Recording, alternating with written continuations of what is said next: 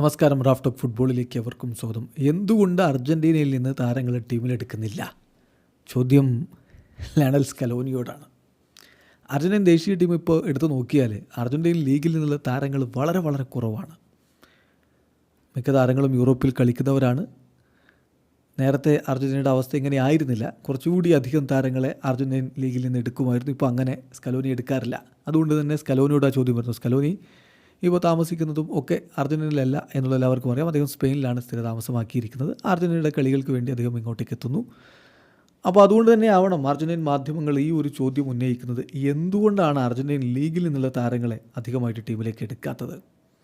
അവരുടെ ലെവൽ മോശമായതുകൊണ്ടാണോ? അപ്പോൾ അദ്ദേഹത്തിൻ്റെ മറുപടി നോക്കുക. ലെവലിൻ്റെ പ്രശ്നമല്ല, ഞാൻ ഒരിക്കലും അത് പറയില്ല. ആ താരങ്ങളുടെ നിലവാരം മോശമാണ് എന്ന് ഞാൻ ഒരിക്കലും പറയില്ല. തീർച്ചയായിട്ടും അവരുടെയൊക്കെ മികവ് ഞങ്ങൾ ശ്രദ്ധിക്കുന്നുണ്ട്. പക്ഷേ അണ്ടർ 20 ടീം ഞങ്ങളോടൊപ്പം ഇവിടെ ട്രെയിനിങ് നടത്തുന്നുണ്ട്.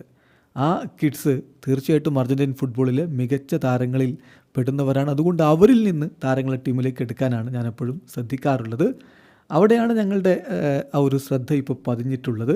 മറ്റു പ്ലേയേഴ്സിലേക്ക് പോകുന്നതിനേക്കാൾ അണ്ടർ 20 കിഡ്സിൽ ഞാൻ വിശ്വസിക്കുന്നു. അവർ വലിയ ഒരു ഹെൽപ്പായിരിക്കും ദേശീയ ടീമിന്. അപ്പോൾ ഇതിൽ ശ്രദ്ധിക്കേണ്ട കാര്യം, യാഥാർത്ഥ്യം എന്താണെന്ന് വെച്ചാൽ, ഇപ്പോൾ ഈ കോളപ്പിൽ ഗോൺസാലോ മുണ്ടിലും ജർമ്മൻ പെസലയും മാത്രമാണ് അർജൻറ്റീൻ പ്രൊഫഷണൽ ലീഗിൽ നിന്നുള്ളവരായിട്ട് ഈ ടീമിലേക്ക് വന്നിരുന്നത്. അതിലിപ്പോൾ ഗോൺസാലോ മുണ്ടിയിൽ മസിൽ ടീർ സംഭവിച്ചു. ട്രെയിനിങ്ങിന് മുമ്പ് തന്നെ ഔട്ടാവുന്ന സ്ഥിതിവിശേഷമുണ്ടായി. മാത്രമല്ല യൂറോപ്പിൽ അദ്ദേഹം കളിച്ചുകൊണ്ടിരിക്കവേ അർജൻറ്റീൻ ടീമിൻ്റെ സെറ്റപ്പിൽ വന്നിട്ടുള്ള ആളാണ് അദ്ദേഹം എന്ന കാര്യം കൂടി ശ്രദ്ധിക്കുക. അപ്പം അർജൻറ്റീൻ ലീഗിൽ നിന്നുള്ള താരങ്ങളുടെ സാന്നിധ്യം വളരെ വളരെ കുറവാണ്. അപ്പോൾ ആ ചോദ്യം വീണ്ടും ഉന്നയിക്കുമ്പോൾ അദ്ദേഹം വീണ്ടും എക്സ്പ്ലെയിൻ ചെയ്യുന്നുണ്ട്.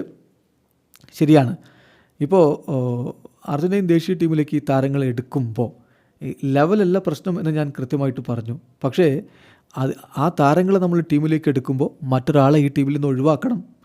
അങ്ങനെയെങ്കിൽ അതിനൊരു റീസൺ വേണം. അതത്ര എളുപ്പമുള്ള കാര്യമല്ല. ആരെയാണ് നമ്മൾ ഈ ടീമിൽ നിന്ന് ഒഴിവാക്കുക? അതാണ് ചോദ്യം. സോ ആ രൂപത്തിലേക്കാണ് കാര്യങ്ങൾ പോകുന്നത്. പ്ലെയേഴ്സിനെ ഞാൻ എന്തായാലും റെക്കഗ്നൈസ് ചെയ്യുന്നുണ്ട്. ഓപ്പർച്യൂണിറ്റി ലഭിക്കുകയും ചെയ്യും. പക്ഷേ അങ്ങനെ ഓപ്പർച്യൂണിറ്റി കൊടുക്കണമെങ്കിൽ നമ്മൾ മറ്റൊരാളെ റിമൂവ് ചെയ്യേണ്ടതുണ്ട്. അത് ആര് ഒഴിവാക്കും എന്നുള്ളതാണ് പ്രശ്നം എന്നുകൂടി സ്കലോനി പറയുന്നു. ചുരുക്കത്തിൽ സ്കലോനി അദ്ദേഹത്തിൻ്റെ സെറ്റപ്പിൽ ഉൾപ്പെടുന്ന താരങ്ങൾക്ക് കൂടുതൽ പ്രാധാന്യം കൊടുക്കുന്നു.